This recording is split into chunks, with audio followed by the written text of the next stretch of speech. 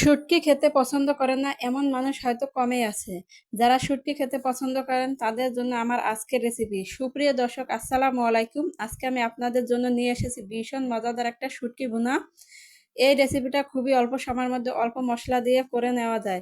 চলুন তাহলে রেসিপিটা শুরু করি।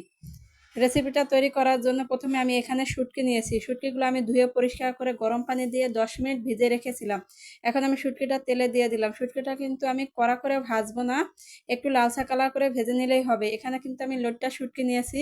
শুটকিগুলো আমার ভাজা হয়ে গেছে, এখন আমি তেলে থেকে উঠিয়ে নিচ্ছি। এরপর ওই শুটকি ভাজা তেলের ভিতরে আমি 2 কাপ পেঁয়াজ দিয়ে দিলাম। যেহেতু আজকে লোটটা শুটকি ভুনা করব, সেজন্য পেঁয়াজের পরিমাণটা একটু বেশি লাগবে, সেজন্য আমি পেঁয়াজের পরিমাণটা বেশিই দিয়ে দিলাম। এখন আমি পেঁয়াজটা কিন্তু লালচা কালার করে ভাজবো না, জাস্ট একটু কচকচা থাকা অবস্থায় হলেই হবে।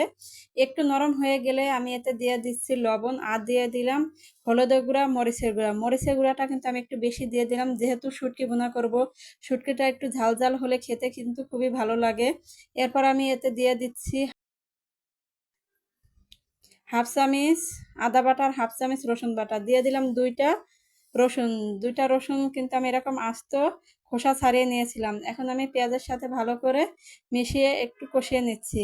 পেঁয়াজটা আমার একটু কষানো হয়ে গেছে। এরপর আমি পেঁয়াজের ভিতর দিয়ে দিলাম ভেজে নেওয়া লোটটা শুটকিটা আর একটা টমেটো কুচি দিয়ে এখন আমি পেঁয়াজের সাথে ভালো করে মিশিয়ে কষিয়ে নেব। শুটকিটা কিন্তু ভুনা করার সময় শুটকিটা যত কষানো হবে এর স্বাদ ততই বেড়ে যাবে। সেই জন্য যতটুকু সম্ভব একটু সময় নিয়ে শুটকিটা কষিয়ে নিতে হবে।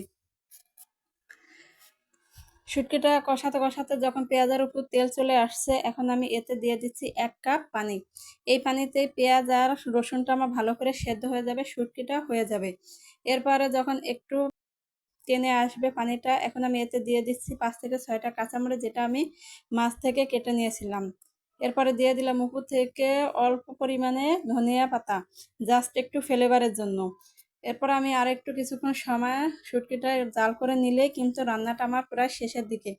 যারা এরকম শুটকি ভুনা খেতে পছন্দ করেন, আশা করছি আমার আজকের রেসিপিটা তাদের কাছে ভালো লেগেছে। যদি ভালো লেগে থাকে তাহলে অবশ্যই একবার হলো বাসায় ট্রাই করবেন আর ফ্রেন্ড আর ফ্যামিলির সাথে শেয়ার করবেন। আমার ভিডিওটা কে কোথা থেকে দেখছেন অবশ্যই কমেন্ট করে জানিয়ে দেবেন। আল্লাহ হাফেজ।